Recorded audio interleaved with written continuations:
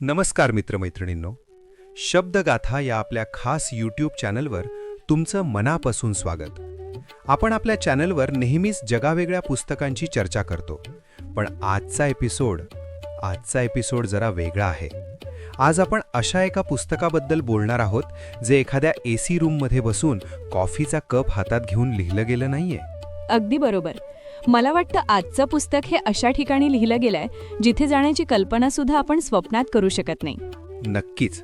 हे पुस्तक लिहिलं गेलंय लाहोरच्या सेंट्रल जेलच्या एका कालकोठडीत, जिथे खिडकीतून सूर्यप्रकाश कमी आणि फाशीच्या दोऱ्याची सावली जास्त पडत होती. आजचा आपला विषय आहे भगतसिंग जेल डायरी. एक मिनिट, भगतसिंग आणि डायरी हे समीकरण मला काही झेपत नाहीये. म्हणजे लहानपणापासून शाळेत, इतिहासाच्या पुस्तकात किंवा सिनेमात आपण भगतसिंगांना कसं पाहिलंय? डोक्यावर हॅट, पिळदार मिशी आणि हातात पिस्तूल, इन्किलाब जिंदाबादच्या घोषणा देणारा, ब्रिटिशांच्या डोळ्यात डोळे घालून पाहणारा एक आक्रमक तरुण. पण हा लिहिणारा किंवा वाचणारा भगतसिंग मला खात्री आहे आपल्या प्रेक्षकांना सुद्धा तितकासा माहीत नाहीये. तिथेच तर आपली गफलत होते.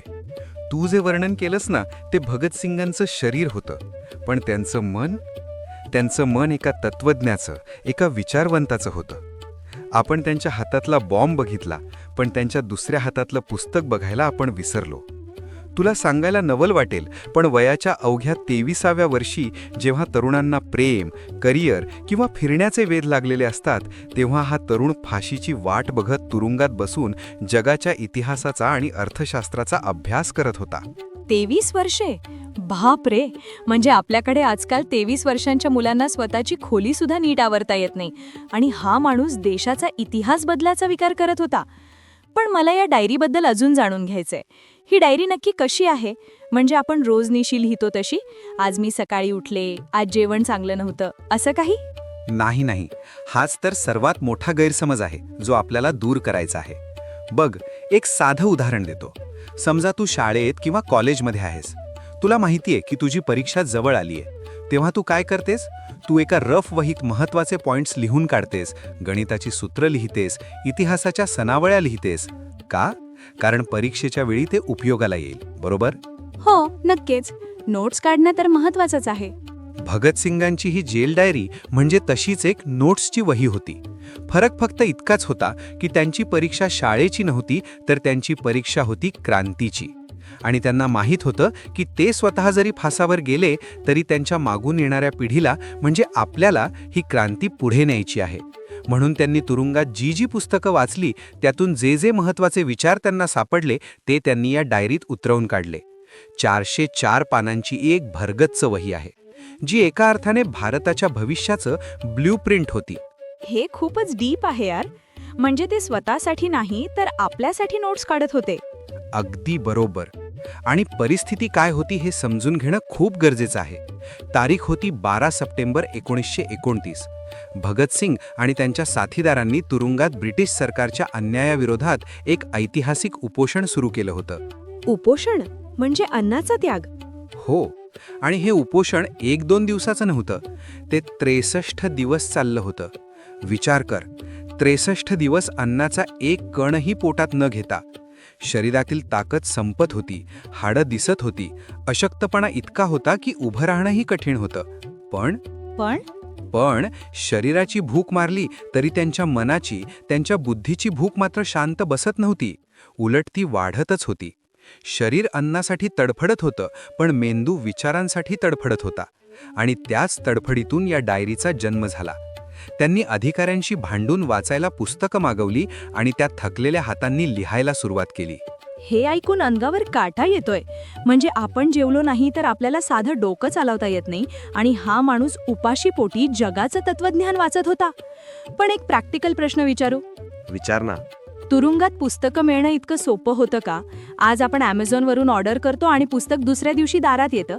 पण 1929 मध्ये, तेही ब्रिटिशांच्या कडक पहारा असलेल्या जेलमध्ये, हे कसं शक्य झालं? हा खूप छान प्रश्न आहे, आणि याचं उत्तर आपल्याला दाखवून देतं की जेव्हा माणसाची इच्छाशक्ती प्रबळ असते तेव्हा तो मार्ग काढतोच. लाहोरमध्ये द्वारकादास लायब्ररी नावाची एक प्रसिद्ध लायब्ररी होती. भगतसिंगांचे मित्र लाला रामशरण दास आणि इतर सहकारी तिथून लपून छपून पुस्तकं आणायचे. ती पुस्तकं जेलरच्या डोळ्यात धूळ फेकून आत पोहोचवली जायची. तुला ऐकून नवल वाटेल, भगतसिंगांची वाचण्याची स्पीड इतकी जबरदस्त होती की ते शेकडो पानांची पुस्तकं एका दिवसात वाचून संपवायचे आणि त्यांचे मुद्दे डायरीत नोंदवायचे. बाप रे, म्हणजे आजच्या भाषेत सांगायचं झालं तर ते सुपर रीडर होते. पण मला अजूनही एक गोष्ट खटकतीये. माणूस अभ्यासासाठी नोट्स कधी काढतो? जेव्हा त्याला त्याचं करिअर करायचं असतं किंवा भविष्यात त्याचा उपयोग करायचा असतो. पण भगतसिंगांना तर माहिती होतं की त्यांची फाशी निश्चित आहे, डेथ सेंटेन्स कन्फर्म होतं. मग जो माणूस काही महिन्यात मरणार आहे तो इतका खटाटोप कशासाठी करेल? म्हणजे काय उपयोग त्या ज्ञानाचा जो त्यांच्यासोबतच संपणार होता? हाच प्रश्न भगतसिंगांच्या महानतेचं रहस्य उलगडतो. तू विचारलंस तर मी तुला एक रिअल लाईफ उदाहरण देतो. समजा एक शेतकरी आहे, तो म्हातारा झालाय आणि आजारी आहे. त्याला माहिती आहे की तो पुढचा पावसाळा बघणार नाही. तरीही मरण्याआधी तो आपल्या शेतात आंब्याची झाडं लावतोय. आता तू मला सांग, तो ती झाडं स्वतः आंबे खाण्यासाठी लावतोय का? नाही, नक्कीच नाही. त्याला माहितीये की ती झाडं मोठी होईपर्यंत तो जिवंत नसेल. तो ती झाडं आपल्या मुलांसाठी, नातवंडांसाठी लावतोय. अगदी बरोबर. भगतसिंगांचं वाचन आणि ही डायरी त्या म्हाताऱ्या शेतकऱ्याच्या आंब्याच्या झाडांसारखी होती. त्यांना माहीत होतं की स्वातंत्र्याची फळं चाखायला ते जिवंत नसतील, पण त्यांना हेही माहीत होतं की जर भावी पिढीला म्हणजे आपल्याला स्वातंत्र्याचा खरा अर्थ समजवायचा असेल तर नुसत्या बंदुकीचा आवाज कामाचा नाही, तिथे विचारांची मुळं रुजवावी लागतील. त्यांनी एका ठिकाणी म्हटलं होतं की व्यक्तीला मारून तुम्ही विचार मारू शकत नाही. ही डायरी म्हणजे ते विचार जिवंत ठेवण्याचा त्यांचा प्रयत्न होता. खरंच, हे खूपच टचिंग आहे यार. म्हणजे ते आपल्यासाठी वारसा ठेवून जात होते. पण आपण इतकं बोलतोय, पण दुर्दैवाने आपल्याला फक्त ही एकच डायरी मिळाली का?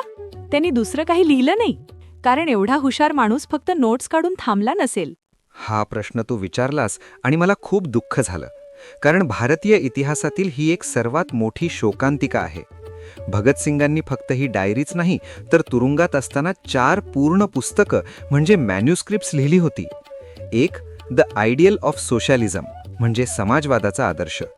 2, ऑटोबायोग्राफी म्हणजे स्वतःचं आत्मचरित्र. 3, history of revolutionary movement in India म्हणजे भारतातील क्रांतिकारक चळवळीचा इतिहास. आणि 4थं, जे सर्वात महत्त्वाचं मानलं जातं, at the door of death म्हणजे मृत्यूच्या दारात. काय सांगतोयस? 4 पुस्तकं? आणि ती कुठे आहेत? मी तर कधीच त्यांच्याबद्दल ऐकलं नाही. बुक स्टोअरमध्ये ती दिसत नाहीत.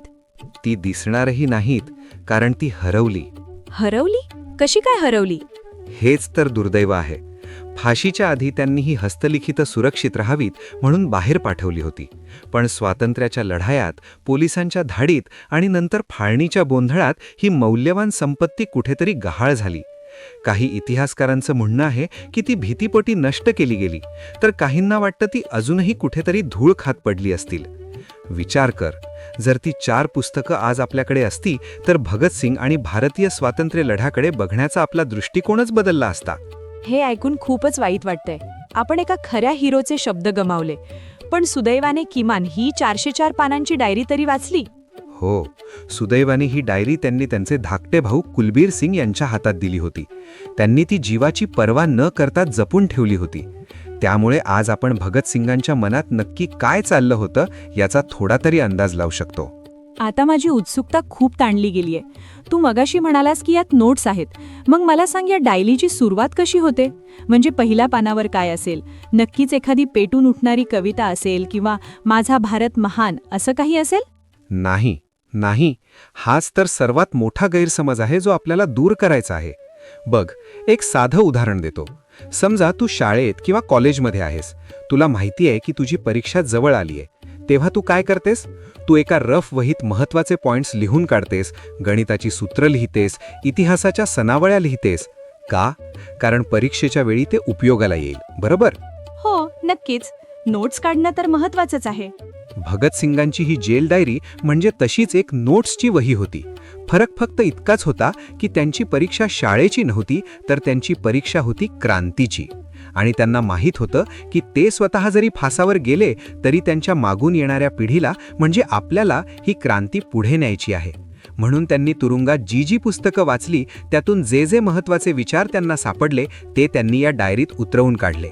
404 पानांची ही एक भरगच्च वही आहे, जी एका अर्थाने भारताच्या भविष्याचं ब्ल्यूप्रिंट होती. हे खूपच डीप आहे यार. म्हणजे ते स्वतःसाठी नाही तर आपल्यासाठी नोट्स काढत होते. अगदी बरोबर. आणि परिस्थिती काय होती हे समजून घेणं खूप गरजेचं आहे. तारीख होती 12 सप्टेंबर 1929. भगतसिंग आणि त्यांच्या साथीदारांनी तुरुंगात ब्रिटिश सरकारच्या अन्यायाविरोधात एक ऐतिहासिक उपोषण सुरू केलं होतं. उपोषण म्हणजे अन्नाचा त्याग? हो. आणि हे उपोषण 1-2 दिवसाचं नव्हतं. ते 63 दिवस चाललं होतं. विचार कर, 63 दिवस अन्नाचा एक कणही पोटात न घेता. शरीरातील ताकद संपत होती, हाडं दिसत होती, अशक्तपणा इतका होता की उभं राहणंही कठीण होतं. पण शरीराची भूक मारली तरी त्यांच्या मनाची, त्यांच्या बुद्धीची भूक मात्र शांत बसत नव्हती. उलट ती वाढतच होती. शरीर अन्नासाठी तडफडत होतं, पण मेंदू विचारांसाठी. भगतसिंग जेल डायरी भाग 2. नमस्कार मित्रांनो, भगतसिंग जेल डायरीच्या या दुसऱ्या भागात तुमचं पुन्हा एकदा स्वागत. आपल्या पहिल्या भागात आपण पाहिलं की भगतसिंग हे केवळ हातात पिस्तूल घेतलेले क्रांतिकारक नव्हते, तर ते तुरुंगात बसून जगाचा इतिहास, अर्थशास्त्र आणि साहित्य वाचणारे एक महावाचक, एक वोरेशियस रीडर होते. त्यांची डायरी ही त्यांच्या अभ्यासाची साक्ष आहे. अगदी बरोबर. मागचा एपिसोड ऐकल्यानंतर माझ्या मनातली भगतसिंगांची इमेज पूर्णपणे बदलली आहे. पण तू मागच्या भागाच्या शेवटी म्हणाला होतास की भगतसिंगांनी क्रांती या शब्दाची जी व्याख्या केली आहे ती खूप वेगळी आणि धक्कादायक आहे. मला आता तीच ऐकायची आहे, कारण लहानपणापासून आपल्याला हेच शिकवलं गेलंय की क्रांती म्हणजे लढाई, रक्तपात आणि ब्रिटिशांना मारणं. भगतसिंगांसाठी यापेक्षा वेगळं काय असणार? तिथेच तर सगळी गफलत आहे. आपल्याला वाटतं की क्रांती आणि दहशतवाद यात जास्त फरक नाही, दोन्हीमध्ये हिंसा आहे, दोन्हीमध्ये बॉम्ब आहेत. पण भगतसिंगांनी त्यांच्या डायरीत आणि कोर्टातील बयानात हे जे स्पष्ट केलंय ते वाचलं की आपल्या पायाखालची जमीन सरकते. आपण आजच्या चर्चेची सुरुवात एका साध्या प्रश्नाने करूया. तुला काय वाटतं, क्रांती म्हणजे काय? जेव्हा तू हा शब्द ऐकतेस तेव्हा तुझ्या डोळ्यासमोर काय चित्र उभं राहतं? क्रांती म्हटलं की डोळ्यासमोर येतो गोंधळ, जाळपोळ, बॉम्बस्फोट. थोडक्यात सांगायचं तर जुनी सत्ता उलथवून लावण्यासाठी केलेली मारामारी. जोपर्यंत रक्त सांडत नाही तोपर्यंत ती क्रांती कसली? हेच 99% लोकांना हेच वाटतं. आणि गंमत म्हणजे त्या काळातल्या ब्रिटिश सरकारला आणि मीडियालाही हेच वाटत होतं. त्यांना वाटत होतं की भगतसिंग आणि त्यांचे साथीदार हे रक्तपिपासू राक्षस आहेत, ज्यांना फक्त हिंसा करण्यात मजा येते. पण भगतसिंगांचं म्हणणं याच्या पूर्ण विरुद्ध होतं. ते म्हणतात, क्रांती म्हणजे केवळ रक्तपात नव्हे, क्रांतीचा अर्थ बॉम्ब आणि पिस्तूल नाही. त्यांनी कोर्टात स्पष्ट शब्दांत सांगितलं होतं, revolution does not necessarily involve sanguinary strife. It is not the cult of the bomb and the pistol. क्रांतीमध्ये अटळपणे रक्तपात असावाच असे नाही. ती बॉम्ब आणि पिस्तुलाची संस्कृती नाही. एक मिनिट. हे ऐकायला खूप छान वाटतंय, पण ज्या माणसाने स्वतः असेंब्लीमध्ये बॉम्ब टाकला, ज्याने सॉन्डर्सवर गोळ्या झाडल्या, तोच माणूस म्हणतोय की क्रांती म्हणजे बॉम्ब नाही. हे तर खूप मोठं कॉन्ट्रडिक्शन वाटतंय. म्हणजे बोलतात एक आणि करतात दुसरंच. नाही, हे कॉन्ट्रडिक्शन नाहीये. हे समजून घेण्यासाठी आपल्याला त्यांच्या डोक्यात शिरावं लागेल. बघ, त्यांनी बॉम्ब टाकला हे सत्य आहे, पण तो बॉम्ब कुणाला मारण्यासाठी टाकला होता का? नाही. तो बॉम्ब असेंब्लीच्या रिकाम्या जागेत टाकला होता. त्याचा उद्देश काय होता? बहिऱ्या सरकारला ऐकवण्यासाठी मोठ्या आवाजाची गरज असते. त्यांचा उद्देश हिंसा करणे हा नव्हता, तर लक्ष वेधून घेणे हा होता. त्यांच्या मते बॉम्ब हे फक्त एक साधन होतं, ते साध्य नव्हतं. जर हिंसा नाही तर मग क्रांती म्हणजे काय? याचं उत्तर त्यांनी डायरीत लिहून ठेवलंय. त्यांच्या मते क्रांती म्हणजे व्यवस्था परिवर्तन. व्यवस्था परिवर्तन हा शब्द जरा जड जातोय. सोप्या भाषेत सांग ना. ओके, मी तुला एक रिअल लाईफ उदाहरण देऊन समजावतो. समजा तुझ्याकडे एक जुनी खटारा झालेली कार आहे. तिचं इंजिन पूर्णपणे खराब झालंय. ती खूप धूर सोडते, ॲव्हरेज देत नाही आणि कधीही बंद पडते. त्या कारचा ड्रायव्हर एक गोरा माणूस म्हणजे फॉरेनर आहे. आता मला सांग, जर आपण त्या गोऱ्या ड्रायव्हरला खाली खेचलं आणि त्याच्या जागी एका भारतीय ड्रायव्हरला बसवलं तर ती कार चांगली चालेल का? नाही, मुळीच नाही. कारण प्रॉब्लेम ड्रायव्हरमध्ये नाहीये, प्रॉब्लेम कारच्या इंजिनमध्ये आहे. नवीन ड्रायव्हर आला तरी कार तीच राहणार, धूर तोच सोडणार आणि अपघात होण्याची भीती तशीच राहणार. अगदी बरोबर, परफेक्ट उदाहरण. भगतसिंगांसाठी ब्रिटिश सरकार हे त्या जुन्या ड्रायव्हरसारखं होतं आणि भारताची शोषण करणारी अर्थव्यवस्था आणि समाजव्यवस्था ही त्या खराब इंजिनसारखी होती. भगतसिंगांना माहीत होतं की जर आपण फक्त गोऱ्या साहेबाला हाकलून लावलं आणि त्यांच्या खुर्चीवर काळ्या साहेबाला म्हणजे भारतीय नेत्याला बसवलं तर सामान्य माणसाच्या आयुष्यात काय फरक पडेल? काहीच नाही. पोलीस तेच राहतील, कायदे तेच राहतील आणि गरिबांचं शोषण तसंच चालू राहील. फक्त शोषण करणाऱ्याचा रंग बदलेल. गोऱ्याऐवजी काळा माणूस शोषण करेल. त्यांना हे नको होतं. त्यांना फक्त ड्रायव्हर बदलायचा नव्हता, त्यांना पूर्णच्या पूर्ण इंजिन बदलायचं होतं. आणि त्या इंजिन बदलण्याच्या प्रक्रियेला ते क्रांती म्हणत होते. बापरे, हे तर खूप खोल आहे. म्हणजे आपण आजपर्यंत फक्त स्वातंत्र्य आणि क्रांती याला एकच समजत होतो. पण भगतसिंगांसाठी स्वातंत्र्य ही फक्त पहिली पायरी होती. पण मग मला सांग, त्यांना नक्की कोणती व्यवस्था आणायची होती? म्हणजे खराब इंजिन काढून त्यांना कोणतं नवीन इंजिन बसवायचं होतं? खूप महत्त्वाचा प्रश्न आणि इथेच त्यांचा अभ्यास कामी येतो. त्यांनी डायरीत रशियन राज्यक्रांतीचा, लेनिनचा आणि कार्ल मार्क्सचा जो सखोल अभ्यास केला, त्यातून त्यांना त्या नवीन इंजिनचं उत्तर सापडलं. ते नवीन इंजिन होतं समाजवाद. त्यांना भारतात नुसती लोकशाही नको होती, तर त्यांना समाजवादी प्रजासत्ताक स्थापन करायचं होतं. समाजवाद हा शब्द आपण नाशम्यांमध्ये किंवा राजकारणात खूपदा ऐकतो. पण खरं सांगू तर याचा नेमका अर्थ आजच्या तरुणांना आणि मलाही तितकासा क्लिअर नाहीये. आपल्याला वाटतं समाजवाद म्हणजे गरिबांना फुकट पैसे वाटणं. भगतसिंगांच्या नजरेतून समाजवाद म्हणजे काय होता?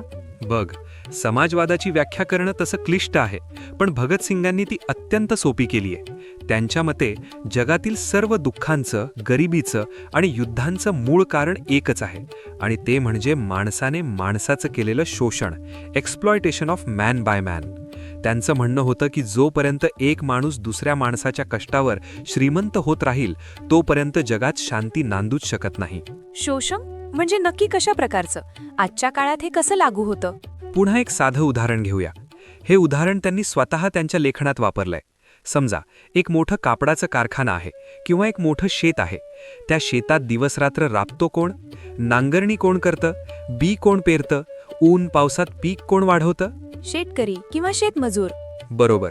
आणि जेव्हा ते पीक बाजारात विकलं जातं, तेव्हा येणारा जास्तीत जास्त पैसा, नफा कोणाच्या खिशात जातो? जो AC केबिनमध्ये बसून फक्त जमिनीचा मालक असल्याचा कागद दाखवतो, त्याच्या खिशात. ज्यांनी घाम गाळला त्यांना काय मिळतं? फक्त 2 वेळचं जेवण आणि कर्जाचा डोंगर. भगतसिंग याला शोषण म्हणतात.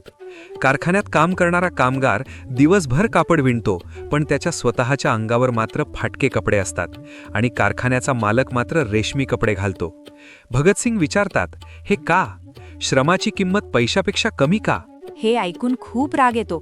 पण हीच तर जगाची रीत आहे ना. ज्याच्याकडे भांडवल आहे तोच नफा कमावणार.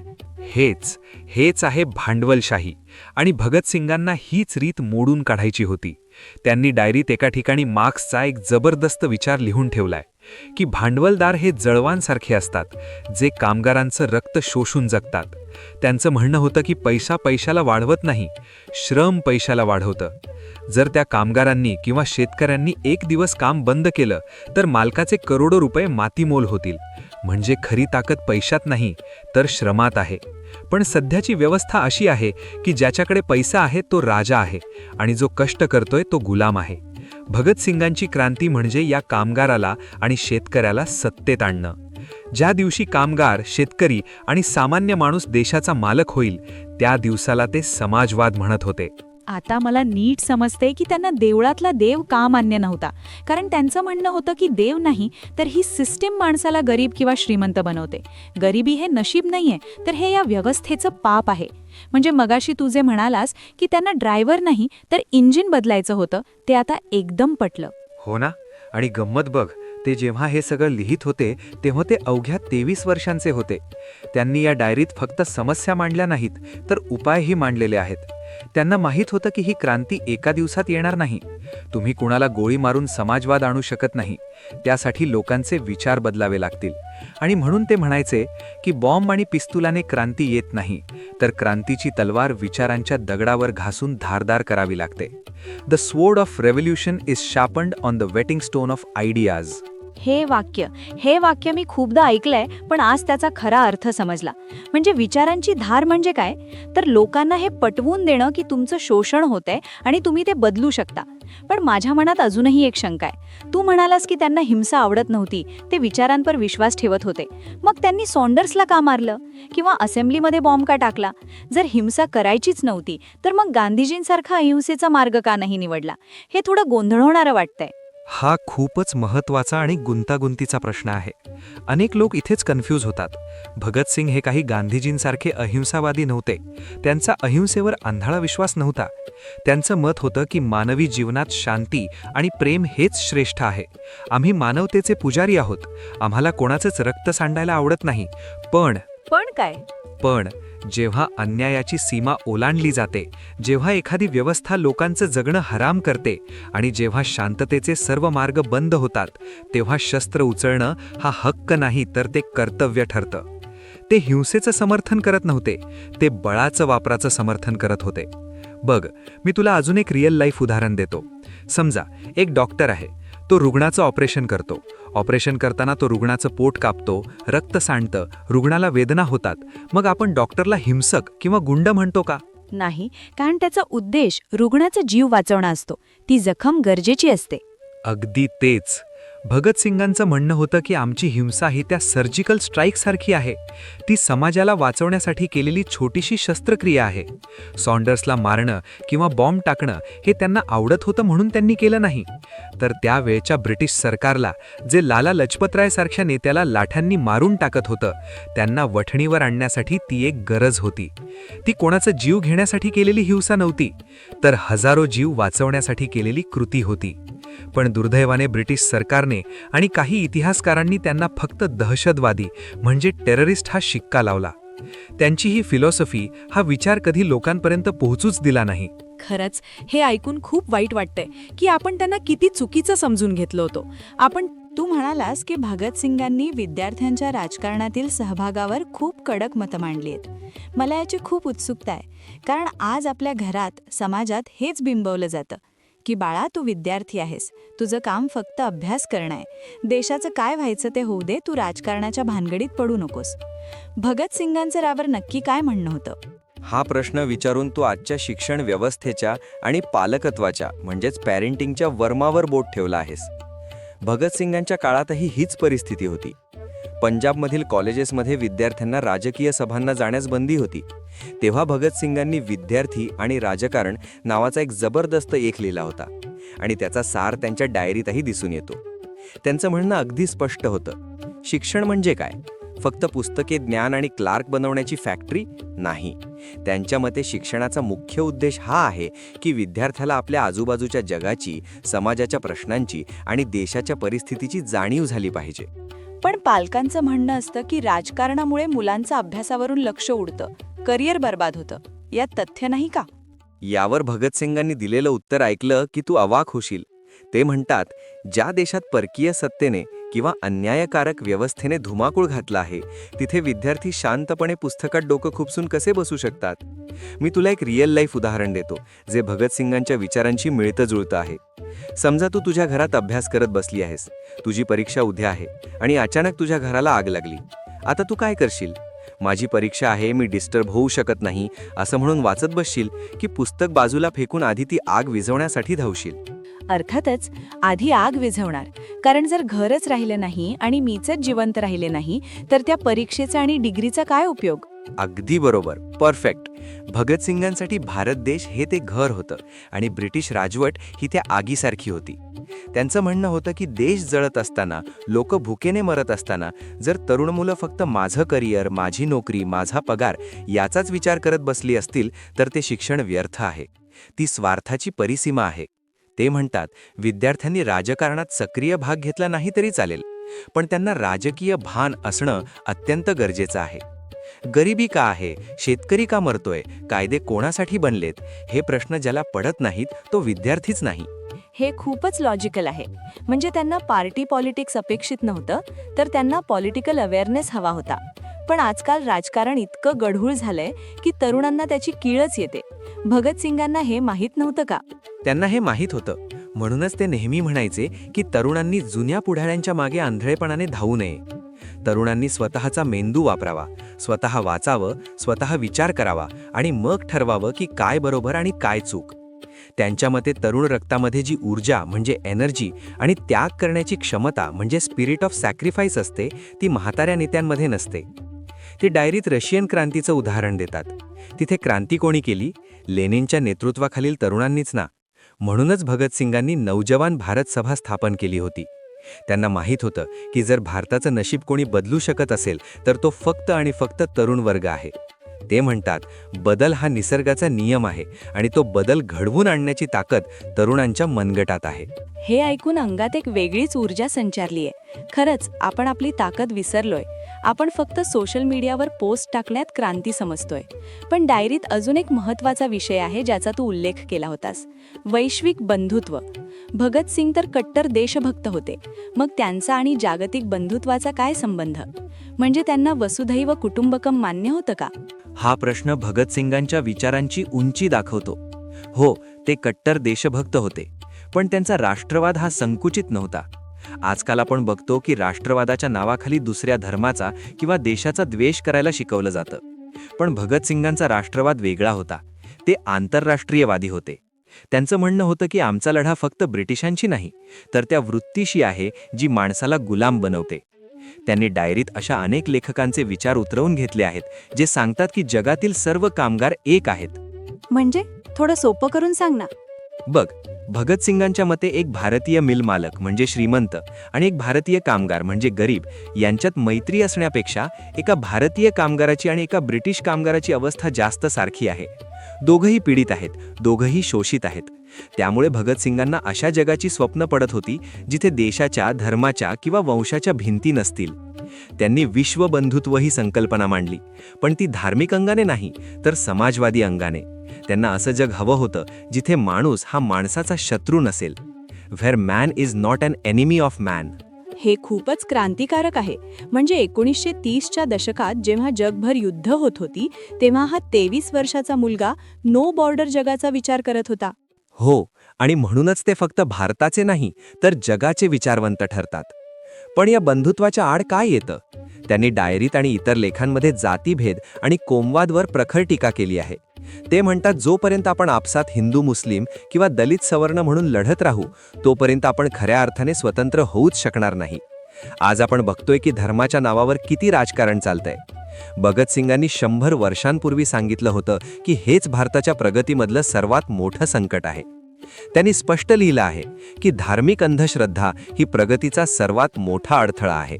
हे ऐकून असं वाटतंय की ते आजच्या भारतासाठीच बोलतायत. म्हणजे 100 वर्षानंतरही आपण त्याच समस्यांमध्ये अडकलोय. भगतसिंग आज असते तर त्यांना खूप दुःख झालं असतं, नाही का? नक्कीच. त्यांना फाशीचं दुःख झालं नसतं, पण त्यांच्या विचारांची झालेली फाशी बघून त्यांना नक्कीच वेदना झाल्या असत्या. आपण त्यांचे फोटो स्टिकर्स म्हणून वापरतो, पण त्यांचे विचार कचऱ्यात टाकतो. त्यांना इन्किलाब हवा होता. आता मला सांग, इन्किलाब जिंदाबाद या घोषणेचा अर्थ तुला काय वाटतो? सोपं आहे. क्रांतीचा विजय असो किंवा क्रांती चिरायू होवो. बरोबर. पण इन्किलाब म्हणजे नक्की काय? भगतसिंगांनी कोर्टात याची फोड करून सांगितली होती. ते म्हणाले होते, revolution is not a culture of bomb and pistol. By revolution we mean that the present order of things which is based on manifest injustice must change. पण त्या पुढे जाऊन ते एक सुंदर गोष्ट सांगतात. ते म्हणतात, इन्किलाब म्हणजे सतत चालणारी प्रक्रिया, कंटिन्युअस प्रोसेस. क्रांती ही एकदा होऊन संपणारी गोष्ट नाही.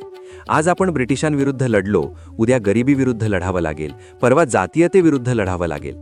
समाज कधीच परफेक्ट नसतो. त्याला सतत सुधारत राहणं, जुन्या बुरसटलेल्या गोष्टी तोडून नवीन चांगल्या गोष्टी आणणं, याला म्हणतात इन्किलाब. म्हणजे इन्किलाब हे डेस्टिनेशन नाही, तर ती एक जर्नी आहे. वाह, हे खूपच भारी आहे. म्हणजे आपण रोजच्या आयुष्यात सुद्धा इन्किलाब आणू शकतो. 100%. जेव्हा तू एखाद्या अन्यायाविरुद्ध आवाज उठवतेस तो इन्किलाब आहे. जेव्हा तू जातीभेद मानायला नकार देतेस तो इन्किलाब आहे. जेव्हा तू लाच द्यायला नकार देतेस तो इन्किलाब आहे. भगतसिंगांना आपल्या प्रत्येकातला हा छोटा इन्किलाब जिवंत ठेवायचा होता. समीर, आजचा हा भाग ऐकून माझे डोळे उघडले आहेत. आपण क्रांतीची व्याख्या समजून घेतली, इंजिन बदलणे. आपण विद्यार्थ्यांची जबाबदारी समजून घेतली, घराला लागलेली आग. आणि आपण इन्किलाबचा खरा अर्थ समजला, सतत चालणारा बदल. पण आता मला एका गोष्टीची उत्सुकता लागलीय. तू म्हणालास की भगतसिंग तुरुंगात कायद्याचा आणि न्यायाचा अभ्यास करत होते. ज्या कायद्याने त्यांना फाशी दिली त्या कायद्याबद्दल त्यांचे काय विचार होते, आणि मुख्य म्हणजे मृत्यू जवळ येत असताना त्यांची मनस्थिती काय होती? डायरीत त्याची काही नोंद आहे का? हा प्रश्न थेट काळजाला हात घालणारा आहे. मृत्यूच्या दारात उभं राहून मृत्यूच्या डोळ्यात डोळे घालून पाहणं सोपं नसतं, पण भगतसिंगांनी ते केलं. त्यांनी कायद्याचा, न्यायाचा आणि फाशीच्या शिक्षेचा संदर्भात डायरीत जे लिहिलंय आणि कोर्टात जे युक्तिवाद केलेत ते वाचलं की आपण थक्क होतो. त्यांनी न्यायाधीशांना सुद्धा विचार करायला भाग पाडलं होतं की तुम्ही न्याय करताय की कायदेशीर हत्या. या रोमांचक आणि अंगावर काटा आणणाऱ्या विषयावर आपण बोलणार आहोत आपल्या भाग 3 मध्ये. न्याय की कायदेशीर हत्या, हे टायटलच किती भारी आहे. मी पुढचा भाग ऐकण्यासाठी आत्तापासूनच उत्सुक आहे. मित्रांनो, भाग 2 आपण इथेच थांबवतोय. आजचा हा यूथ स्पेशल भाग तुम्हाला कसा वाटला? आणि मुख्य प्रश्न, भगतसिंगांच्या व्याख्येनुसार तुम्ही तुमच्या आयुष्यात कोणता छोटा इन्किलाब करणार आहात हे आम्हाला कमेंट्समध्ये नक्की सांगा. तुमचे विचार आम्हाला वाचायला नक्कीच आवडतील. जर तुम्हाला वाटत असेल की आजच्या तरुणाईला या विचारांची गरज आहे, तर हा व्हिडिओ तुमच्या कॉलेज ग्रुपवर, फॅमिली ग्रुपवर नक्की शेअर करा. भेटूया पुढच्या भागात, जिथे आपण उलगडणार आहोत भगतसिंग आणि फाशीचा कायदा. तोपर्यंत विचार करत रहा, प्रश्न विचारत रहा. इन्किलाब जिंदाबाद. जय हिंद.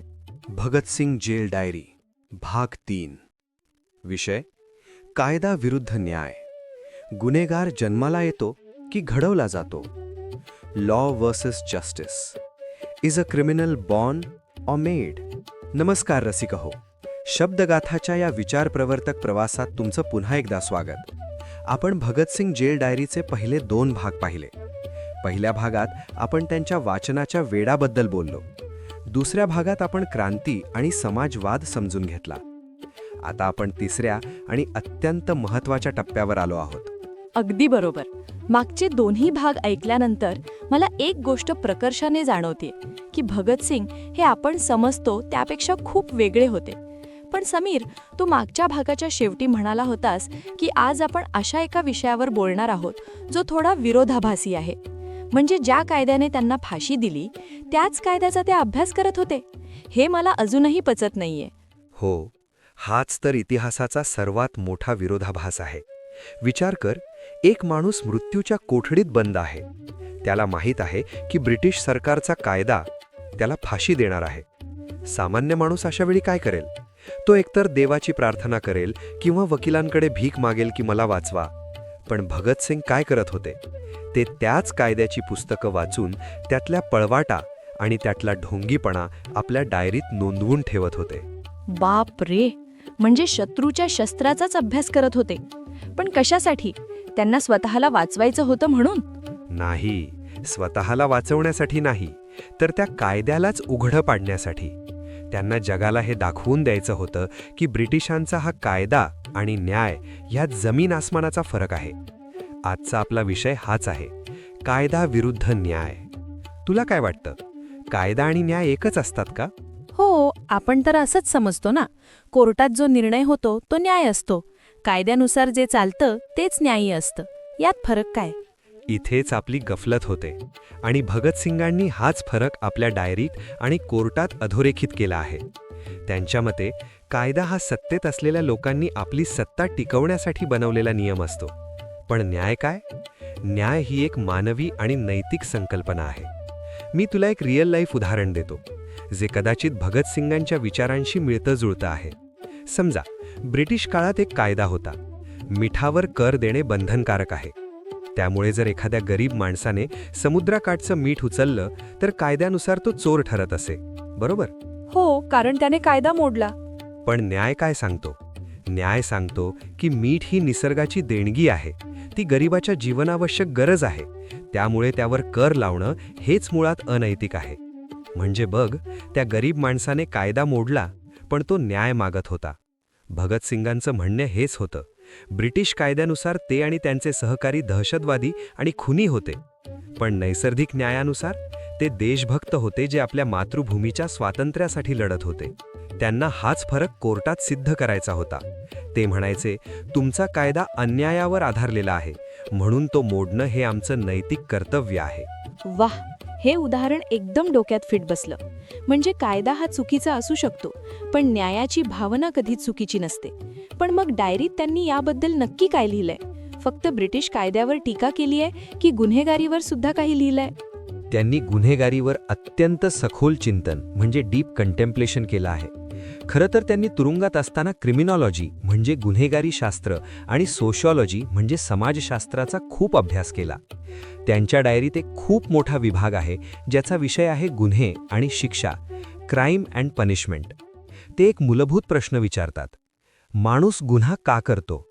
तुला काय वाटतं याचं उत्तर? एखादा माणूस चोर किंवा दरोडेखोर का बनतो? मला वाटतं काही लोकांचा स्वभावच वाईट असतो. ते जन्मतःच क्रूर असतात किंवा त्यांना कष्टाशिवाय पैसे हवे असतात म्हणून ते गुन्हे करतात. बरोबर ना? हेच उत्तर ब्रिटिश सरकारचं आणि आजही आपल्या समाजाचं आहे. आपल्याला वाटतं गुन्हेगार हा वाईट माणूस असतो, पण भगतसिंगांचं वाचन आणि निरीक्षण ह्याच्या पूर्ण विरुद्ध होतं. ते डायरीत लिहितात की गुन्हेगार जन्माला येत नाही, तर समाज त्याला गुन्हेगार बनवतो. म्हणजे गुन्हेगार बनवण्यात समाजाचा हात असतो, हे कसं काय? त्यांनी जेलमध्ये अनेक सामान्य कैद्यांशी संवाद साधला होता. त्यांना काय आढळलं माहितीये? बहुतेक गुन्हेगार हे भुकेपोटी, गरिबीपोटी किंवा अन्यायाला वाचा फोडण्यासाठी गुन्हेगार बनले होते.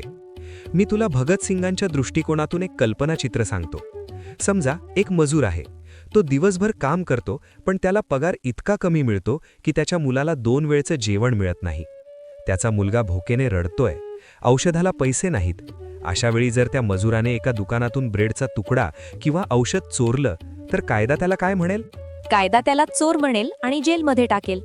बरोबर. पण भगतसिंग विचारतात की खरा गुन्हेगार कोण आहे? तो मजूर ज्याने भुकेसाठी चोरी केली, की तो समाज आणि ती व्यवस्था? हो, आणि हेच भगतसिंगांनी त्या काळी ओळखलं होतं. ते म्हणतात, पोलीस कोणाचं रक्षण करतात? झोपडपट्टीत राहणाऱ्यांचं की बंगल्यात राहणाऱ्यांचं? कायदा कोणाला मदत करतो? जो महागडा वकील देऊ शकतो त्याला, की ज्याच्याकडे खायला पैसे नाहीत त्याला? त्यांनी डायरीत ऑपनहायमर या लेखकाचा संदर्भ देऊन लिहिलंय की राज्य हे मुळात एका वर्गाने दुसऱ्या वर्गावर सत्ता गाजवण्यासाठी निर्माण केलेलं साधन आहे. म्हणजे जोपर्यंत ही स्टेटची संकल्पना बदलत नाही, तोपर्यंत पोलीस आणि कायदे हे सामान्य माणसाच्या हितासाठी नाही, तर त्याला दाबण्यासाठीच वापरले जातील. हे खूपच भेदक सत्य आहे. म्हणजे आपण म्हणतो कायद्याचे राज्य, पण खरं तर ते ताकदीचे राज्य असतं. समीर, आजचा हा पूर्वार्ध ऐकून मला कायद्याकडे बघण्याची एक नवीन दृष्टी मिळाली आहे. भगतसिंगांनी तुरुंगात राहून जे समाजशास्त्र समजून घेतलं, ते बाहेर राहून कित्येक विद्वानांना समजलं नाही. पण आता मला उत्सुकता आहे की या डायरीचा शेवट कसा होतो. फाशीच्या अगदी जवळ आल्यावर शेवटच्या काही पानांवर त्यांनी काय लिहिलंय, आणि मुख्य म्हणजे त्यांनी देवाबद्दल किंवा मृत्यूनंतरच्या जीवनाबद्दल शेवटच्या क्षणी काही बदल केला का? हा प्रश्न खूप लोकांच्या मनात असतो. अनेक लोक म्हणतात की मरताना माणूस देवाचं नाव घेतोच. भगतसिंगांनी तसं केलं का? की ते शेवटपर्यंत आपल्या नास्तिक विचारांवर ठाम राहिले? आणि त्या शेवटच्या रात्री नक्की काय घडलं, हे आपण आपल्या भाग 3च्या उत्तरार्धात पाहणार आहोत, जिथे आपण त्या डायरीचं शेवटचं पान उलगडणार आहोत, जे कदाचित सर्वात जास्त इमोशनल आणि पॉवरफुल आहे. आता तर मी अजिबात वाट पाहू शकत नाही. मित्रांनो, कायदा आणि न्याय यावरचा हा संवाद तुम्हाला कसा वाटला आणि तुम्हाला काय वाटतं? गुन्हेगार जन्माला येतो की समाज त्याला बनवतो? तुमचं मत कॉमेंट्समध्ये नक्की मांडा. कारण भगतसिंगांचं म्हणणं होतं की चर्चा झाली पाहिजे, वाद झाले पाहिजेत, त्यातूनच सत्य बाहेर येतं. भेटूया पुढच्या भागात, जिथे आपण साक्षीदार असू एका महानायकाच्या शेवटच्या प्रवासाचे. तोपर्यंत विचार करत राहा. कायद्याला घाबरू नका, पण न्यायासाठी नक्की लढा. जय हिंद. समीर, तू म्हणालास की आपण या भागाच्या उत्तरार्धात त्या प्रश्नाचं उत्तर शोधणार आहोत, जो मला आणि कदाचित अनेक लोकांना पडलाय. लोक म्हणतात की संकट काळात नास्तिकालाही देव आठवतो. जेव्हा फाशीचा दोर समोर दिसतो, तेव्हा भल्या भल्यांची हिंमत तुटते. भगतसिंगांचं काय झालं? शेवटच्या क्षणी त्यांनी प्रार्थना केली का? की ते त्यांच्या विचारांवर ठाम राहिले? हा प्रश्न फक्त तुला नाही, तर त्यावेळी जेलमधील प्रत्येक व्यक्तीला पडला होता. अगदी जेलचे अधिकारी आणि वॉर्डन यांनाही वाटत होतं की हा 23 वर्षांचा मुलगा शेवटच्या क्षणी तरी तुटेल, देवाची माफी मागेल. पण अमित, भगतसिंग कशा मातीचे बनले होते हे जगाला त्या शेवटच्या काही तासांत कळलं. तुला वॉर्डन चरतसिंग माहीत आहेत? नाही, कोण होते ते? चरत सिंग हे भगतसिंगांच्या कोठडीचे मुख्य वॉर्डन होते. ते खूप जुने आणि धार्मिक शीख गृहस्थ होते. भगतसिंगांचा स्वभाव, त्यांचं वाचन आणि त्यांचं वागणं बघून चरत सिंग यांना त्यांच्याबद्दल खूप जिव्हाळा निर्माण झाला होता. त्यांना भगतसिंगांमध्ये स्वतःचा मुलगा दिसत असे. फाशीच्या दिवशी म्हणजे 23 मार्च 1931च्या सकाळी चरत सिंग भगतसिंगांकडे आले. त्यांचे डोळे पाणावलेले होते. त्यांनी थरथरत्या हाताने भगतसिंगांना म्हटलं, पुत्र, आता शेवटची वेळ आली आहे. निदान आता तरी वाहेगुरूचं नाव घे. ती जी छोटीशी पोथी आहे ना, ती वाच. मग भगतसिंगांनी काय केलं? भगतसिंग हसले. त्या मृत्यूच्या सावलीतही त्यांच्या चेहऱ्यावर ते निर्भय स्मितहास्य होतं. ते चरत सिंग यांना अतिशय नम्रपणे म्हणाले, बाबा, मी आयुष्यभर देवाला मानलं नाही. मी गरिबांच्या दुःखासाठी त्या देवाला जबाबदार धरलं. आता जेव्हा मृत्यू समोर उभा आहे, तेव्हा जर मी त्याची प्रार्थना केली तर तो देव मला काय म्हणेल माहीत आहे? काय म्हणेल? तो म्हणेल, हा बघ, हा माणूस किती डरपोक आहे. जोपर्यंत जिवंत होता तोपर्यंत नास्तिकतेच्या गप्पा मारत होता आणि आता मृत्यूच्या भीतीपोटी माझ्या पायाशी लोळण घेतोय. भगतसिंग पुढे म्हणाले, मला त्या देवाच्या समोर जर तो असेलच तर ताठ मानेने उभं राहायचं आहे. मला भीतीपोटी भक्त व्हायचं नाहीये.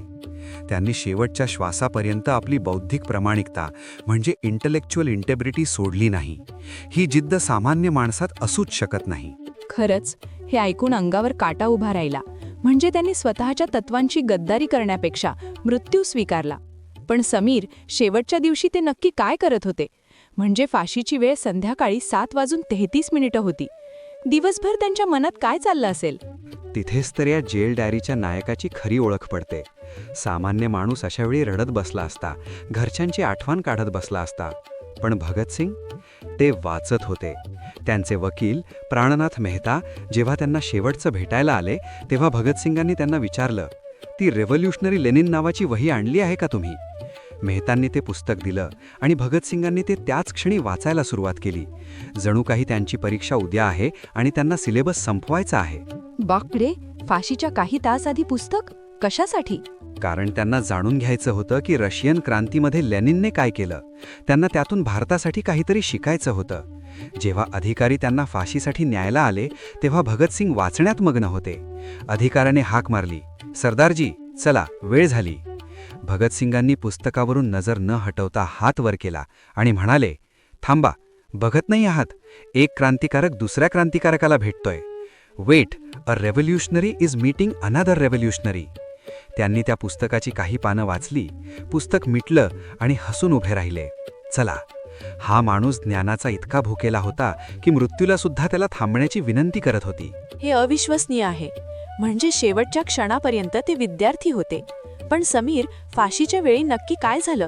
सुखदेव आणि राजगुरू सुद्धा त्यांच्या सोबत होते ना? हो, आणि तो प्रसंग भारतीय इतिहासातील सर्वात तेजोमय आणि तरीही सर्वात दुःखद आहे. नेहमी फाशी सकाळी दिली जाते, पण ब्रिटिश सरकार इतकं घाबरलं होतं की बाहेर लोक जमा होतील आणि गोंधळ होईल. म्हणून त्यांनी नियम तोडून फाशी संध्याकाळी 7:33 देण्याचं ठरवलं. भगतसिंग, सुखदेव आणि राजगुरू यांना कोठडीतून बाहेर काढलं गेलं. त्यांचं वजन केलं गेलं. तिघांचंही वजन वाढलं होतं. वजन वाढलं होतं? फाशीच्या भीतीमुळे तर वजन कमी व्हायला हवं ना? हेच तर त्यांचं वेगळेपण आहे. त्यांना मृत्यूची भीती नव्हती, तर देशासाठी बलिदान देण्याचा आनंद होता. त्या आनंदामुळे त्यांचे चेहरे टवटवीत झाले होते. त्या तिघांनी एकमेकांना मिठी मारली. जेलरने विचारलं, तुमची शेवटची इच्छा काय आहे? ते म्हणाले, आम्हाला फाशीच्या तख्तापर्यंत नेताना आमचे हात बांधू नका आणि आमच्या चेहऱ्यावर काळा बुरखा म्हणजे ब्लॅक हुड घालू नका. आम्हाला आमच्या भारत मातेला उघड्या डोळ्यांनी बघत मरायचं आहे. आणि मग त्यांनी गाणं गायला सुरुवात केली. गाणं? फाशीच्या वेळी? हो, त्यांचं आवडतं गाणं, मेरा रंग दे बसंती चोला, माय रंग दे बसंती चोला. त्या तिघांचा आवाज जेलच्या भिंती भेदून बाहेरच्या लोकांना ऐकू जात होता. ते रडत रडत फाशीच्या तख्ताकडे नाही गेले, ते नाचत नाचत गेले. आणि जेव्हा फाशीचा दोर गळ्यात घातला गेला तेव्हा त्यांनी जी घोषणा दिली ती आजही भारताच्या कणाकणात घुमतीये. इन्कलाब जिंदाबाद. अगदी बरोबर. इन्कलाब जिंदाबाद, साम्राज्यवाद मुर्दाबाद. त्या एका आवाजाने संपूर्ण जेल हादरलं. तिथल्या इतर कैद्यांनीही त्यांच्या सुरात सूर मिसळला.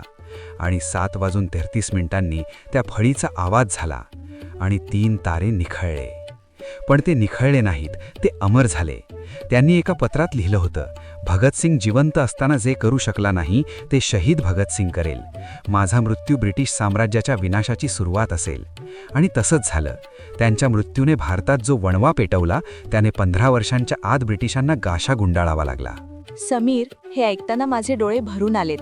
आज आपल्या स्वातंत्र्याची किंमत काय आहे हे या प्रसंगावरून कळतं. पण आता एक महत्त्वाचा प्रश्न. भगतसिंग गेले, पण त्यांची ही डायरी कशी वाचली?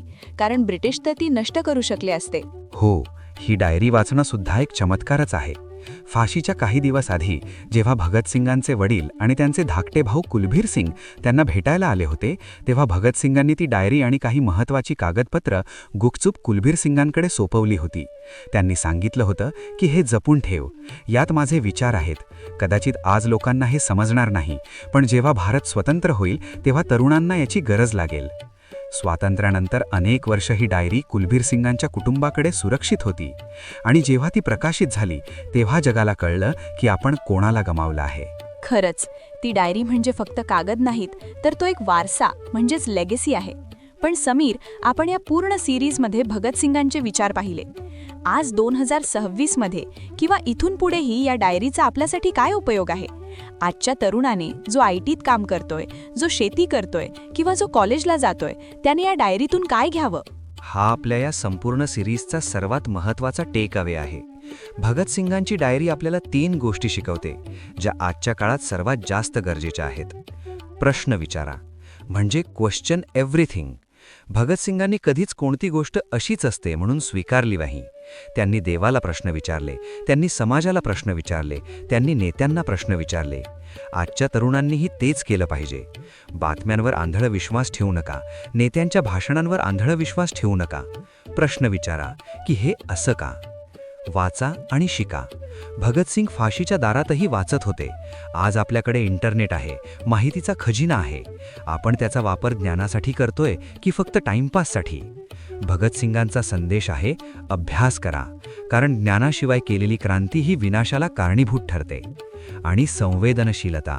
त्यांना कोणाबद्दल द्वेष नव्हता, त्यांना मानवतेबद्दल प्रेम होतं. आज जेव्हा आपण धर्माच्या किंवा जातीच्या नावावर एकमेकांचा द्वेष करतो, तेव्हा आपण भगतसिंगांचा अपमान करतो. खरा भगतसिंग तोच आहे ज्याला दुसऱ्याच्या डोळ्यातलं पाणी बघून त्रास होतो. वा, हे 3 मुद्दे म्हणजे जीवनाचं सार आहेत. प्रश्न विचारणं, अभ्यास करणं आणि माणुसकी जपणं. मला वाटतं आपण भगतसिंगांना फक्त 15 ऑगस्ट आणि 26 जानेवारीला आठवतो, स्टेटस ठेवतो, गाणी लावतो. पण जर खरंच त्यांना आदरांजली द्यायची असेल तर त्यांच्या या विचारांना आपण आपल्या रोजच्या जगण्यात आणलं पाहिजे. अगदी बरोबर. आणि एक शेवटची गोष्ट सांगू इच्छितो. भगतसिंगांनी डायरीच्या शेवटच्या पानावर एका कवितेच्या ओळी लिहिल्या होत्या. त्या ओळी त्यांच्या आयुष्याचं तत्वज्ञान सांगतात. त्या ओळी होत्या, उसे ये फिक्र है हरदम नया तर्ज है जफा क्या है, हमें ये शौक है देखे सितम की इंतहा क्या है. म्हणजे ते आव्हानांना घाबरत नव्हते, ते आव्हानांचा आनंद घेत होते. आपल्या आयुष्यातही जेव्हा संकट येतील तेव्हा रडत बसण्यापेक्षा भगतसिंगांसारखं हसून म्हणायला हवं की येऊ दे, बघूया काय होतं. समीर, ही सिरीज माझ्या आयुष्यातली सर्वात महत्त्वाची सिरीज ठरली आहे. मला खात्री आहे की आपल्या प्रेक्षकांनाही नक्की आवडलं असेल. भगतसिंगांचा हा वैचारिक प्रवास आपण इथे थांबवत आहोत, पण त्यांचे विचार आपल्या मनात सतत चालत राहिले पाहिजेत. नक्कीच. रसिकहो, शब्दगाथावरची भगतसिंग जेल डायरी ही मालिका तुम्हाला कशी वाटली हे आम्हाला कळवायला विसरू नका. तुम्ही तुमच्या मुलांना, तुमच्या मित्रांना ही मालिका नक्की दाखवा, कारण भगतसिंग समजला तरच भारत समजेल. जाता जाता पुन्हा एकदा त्या महान हुतात्म्यांना आणि त्यांच्या विचारांना वंदन करूया.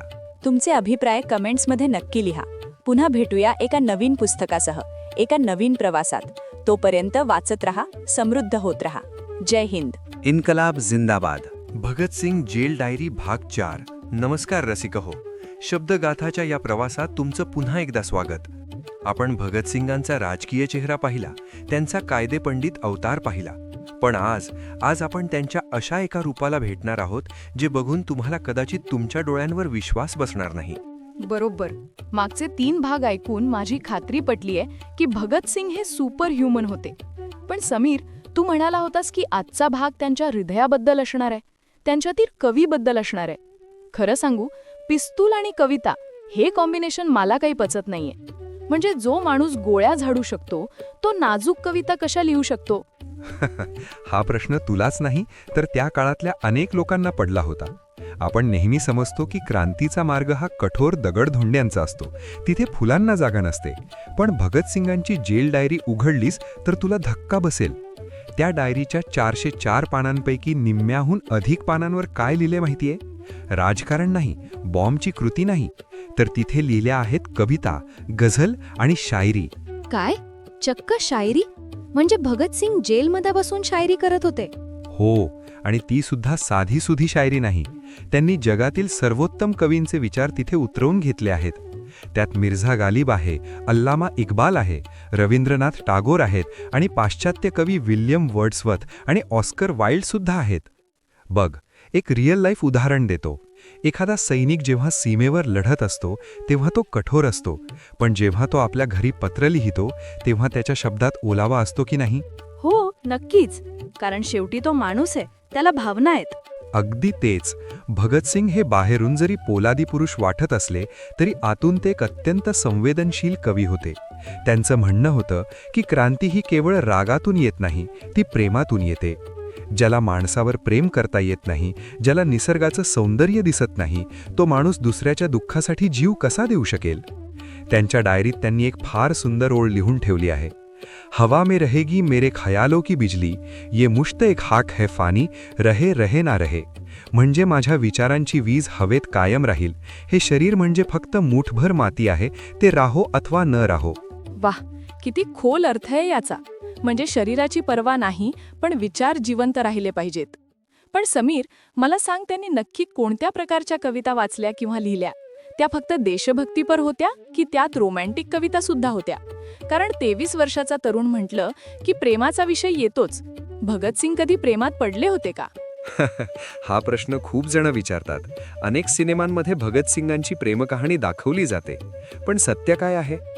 भगतसिंगांनी कधी लग्न केलं नाही हे तर आपल्याला माहीत आहे.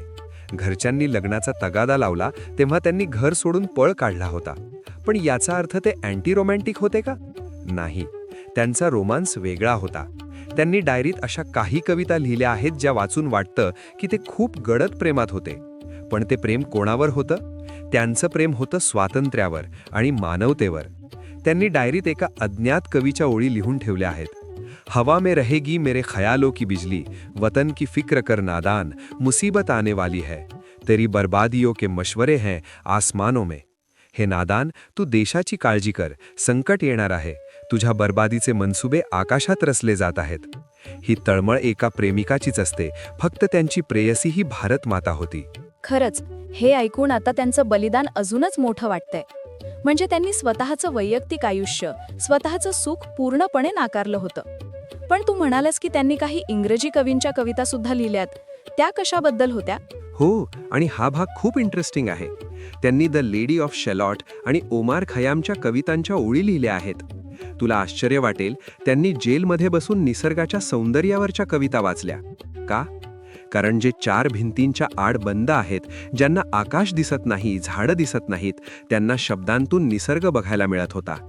भगतसिंग एका कवितेच्या ओळी लिहितात ज्याचा अर्थ असा आहे की मी या तुरुंगाच्या गजांमधून आकाशाकडे बघतो आणि मला त्या निळ्या रंगात माझं स्वातंत्र्य दिसतं. म्हणजे कविता हे त्यांच्यासाठी एस्केप नव्हतं, तर ते त्यांच्या मनाला जिवंत ठेवण्याचा ऑक्सिजन होतं. जर त्यांनी कविता वाचल्या नसत्या तर कदाचित त्या जेलच्या एकांतवासात ते वेडे झाले असते किंवा खचून गेले असते.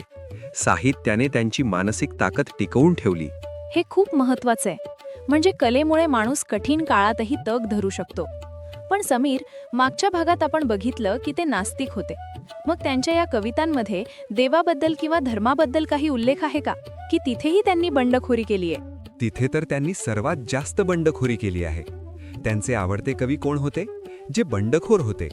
त्यांनी डायरीत अल्लामा इक्बाल यांची एक प्रसिद्ध रचना उतरवून घेतली आहे, जी देवाला सवाल विचारते. ते लिहितायत, जिस खेत से दहकान को मयस्सर ना हो रोजी, उस खेत के हर एक कोशाए गंदूम को जला दो. म्हणजे ज्या शेतातून शेतकऱ्याला 2 वेळची भाकरी मिळणार नाही, त्या शेतातील गव्हाची प्रत्येक ओंबी जाळून टाका. बाप रे, किती आग आहे! नमस्कार रसिक हो. शब्दगाथाच्या या अविस्मरणीय प्रवासाच्या शेवटच्या टप्प्यावर आपण येऊन पोचलो आहोत. गेल्या 4 भागांत आपण भगतसिंगांना एका नवीन नजरेने पाहिलं. एक वाचक, एक विचारवंत, एक संवेदनशील कवी आणि एक क्रांतिकारक. आजच्या या अंतिम भागात आपण त्यांच्या डायरीचं शेवटचं पान उलगडणार आहोत आणि पाहणार आहोत की त्यांनी आपल्यासाठी म्हणजेच उद्याच्या भारतासाठी काय वारसा म्हणजे लेगेसी ठेवली आहे. खरंच समीर, हा प्रवास माझ्यासाठी खूप इमोशनल होता. भगतसिंगांना इतक्या जवळून जाणून घेतल्यानंतर मला आता एकच प्रश्न पडतोय. त्यांनी फाशी स्वीकारली, ते हसत हसत गेले, पण जाताना त्यांच्या मनात भारताच्या भविष्याबद्दल काय विचार होते? त्यांना नक्की कसा भारत अपेक्षित होता? हा खूप महत्त्वाचा प्रश्न आहे, कारण अनेकांना वाटतं की भगतसिंगांचं काम फक्त स्वातंत्र्य मिळवून देणे एवढंच होतं, पण नाही. स्वातंत्र्यानंतरचा भारत कसा असावा याची स्पष्ट ब्ल्यूप्रिंट त्यांच्या डोक्यात होती. त्यांनी डायरीत आणि त्यांच्या शेवटच्या पत्रांमध्ये स्पष्ट लिहिलंय, आम्हाला फक्त गोऱ्या साहेबांची जागा काळ्या साहेबांनी घेतलेली नकोय, आम्हाला शोषणमुक्त भारत हवाय. त्यांना असा भारत हवा होता जिथे शेतकऱ्याला त्याच्या घामाचा दाम मिळेल, कामगाराला सन्मान मिळेल आणि जिथे धर्माच्या नावावर माणसं कापली जाणार नाहीत. म्हणजे पूर्ण स्वातंत्र्य. पण समीर, आज आपण 2026 मध्ये आहोत. तुला वाटतं का की भगतसिंगांचं ते स्वप्न पूर्ण झाले? दुर्दैवाने नाही. आपण राजकीयदृष्ट्या स्वतंत्र झालो, पण सामाजिक आणि आर्थिकदृष्ट्या अजूनही गुलामच आहोत. आजही गरिबी आहे, आजही जातीभेद आहे, आजही भ्रष्टाचार आहे. भगतसिंगांनी तेव्हाच इशारा दिला होता की जर आपण सामाजिक समता आणली नाही तर राजकीय स्वातंत्र्याला काहीच अर्थ उरणार नाही. आज जेव्हा आपण बघतो की श्रीमंत अधिक श्रीमंत होत आहेत आणि गरीब अधिक गरीब, तेव्हा भगतसिंगांचे शब्द आठवतात की गोरे गेले आणि काळे आले, पण शोषण तसंच राहिलं. हे खूप कटू सत्य आहे. पण मग आजच्या तरुणांनी काय करायचं? आपण फक्त व्हॉट्सॲपवर स्टेटसला त्यांचे फोटो लावून ही जबाबदारी टाळू शकतो का? नाही, अजिबात नाही. आणि इथेच त्यांचा वारसा महत्त्वाचा ठरतो. भगतसिंगांनी तरुणांसाठी एक मंत्र दिला होता, अभ्यास करा आणि प्रश्न विचारा, रीड अँड क्वेश्चन. त्यांचं म्हणणं होतं की क्रांती करायची असेल तर आधी डोक्यात विचारांची क्रांती झाली पाहिजे. आजच्या तरुणाने काय करायला हवं? 1. वाचन. सोशल मीडियाच्या कचऱ्यातून बाहेर पडून चांगली पुस्तकं वाचली पाहिजेत. 2. तर्क. कोणत्याही गोष्टीवर आंधळा विश्वास न ठेवता का आणि कसं हे प्रश्न विचारले पाहिजेत. 3. संवेदना. दुसऱ्याच्या दुःखाबद्दल संवेदनशील राहिलं पाहिजे. हाच खरा भगतसिंगांचा वारसा आहे. पिस्तूल उचलणं हा त्यांचा वारसा नाही, तर पेन आणि विचार उचलणं हा त्यांचा खरा वारसा आहे. खरंच, हे खूप प्रॅक्टिकल आहे. म्हणजे आपण प्रत्येकाने आपल्या आयुष्यात एक छोटा भगतसिंग जिवंत ठेवला पाहिजे, अन्यायाविरुद्ध आवाज उठवणारा आणि सत्याचा शोध घेणारा. समीर, या डायरीच्या शेवटी, अगदी शेवटच्या पानांवर त्यांनी काही खास संदेश दिलाय का? हो, डायरीच्या शेवटी त्यांनी शिक्षणाबद्दल खूप महत्त्वाच्या नोंदी केल्या आहेत. त्यांना वाटत होतं की शिक्षण हे असं असावं जे माणसाला माणूस बनवेल, फक्त यंत्र नाही. आणि शेवटच्या काही पानांवर त्यांनी मृत्यूला उद्देशून काही ओळी लिहिल्या आहेत. त्यातली एक ओळ माझ्या काळजाला भिडते. जिंदगी तो अपने दम पर ही जी जाती है, दूसरों के कंधों पर तो सिर्फ जनाजे उठाए जाते हैं. हा एकच विचार जर आजच्या तरुणाने स्वीकारला की मला कोणावरही अवलंबून राहायचं नाहीये, मला स्वतःच्या पायावर उभं राहायचं आहे, तर भारत नक्कीच महासत्ता होईल. वाह, काय विचार आहे! स्वाभिमान आणि आत्मनिर्भरता. समीर, ही संपूर्ण सिरीज म्हणजे एक डोळे उघडणारा अनुभव होता. मला खात्री आहे की आपल्या शब्दगाथाच्या प्रेक्षकांनाही हे खूप आवडलं असेल. आपण भगतसिंगांचा हा प्रवास इथेच थांबवत आहोत, पण त्यांचे विचार हे कधीच न संपणारे आहेत. अगदी बरोबर. भगतसिंग हे भूतकाळ नाहीत, ते भविष्यकाळ आहेत. जोपर्यंत जगात अन्याय आहे तोपर्यंत भगतसिंगांची गरज भासणार आहे. मित्रांनो, भगतसिंग जेल डायरीची ही 5 भागांची मालिका तुम्हाला कशी वाटली? आम्ही मांडलेले मुद्दे, हे संवाद आणि भगतसिंगांचे हे नवीन रूप तुम्हाला भावले का? हे आम्हाला कमेंट्समध्ये नक्की सांगा. तुमच्या कमेंट्स वाचून आम्हाला खूप ऊर्जा मिळते. आणि आता सर्वात महत्त्वाचा प्रश्न, हा प्रवास इथेच संपत नाहीये.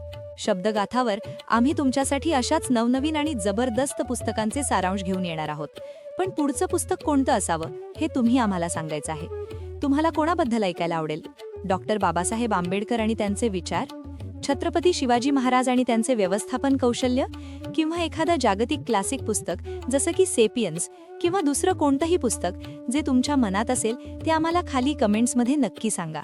ज्या पुस्तकाला सर्वात जास्त मागणी असेल त्यावर आम्ही आमची पुढची सिरीज घेऊन येऊ. तर वाट कसली बघताय? आत्ताच कमेंट करा आणि आम्हाला सांगा. आणि हो, जर तुम्हाला आमचा हा प्रयत्न, हे रिसर्च आणि हे सादरीकरण आवडलं असेल तर या व्हिडिओला लाईक करा आणि जास्तीत जास्त लोकांपर्यंत, विशेषतः तुमच्या तरुण मित्रांपर्यंत शेअर करा.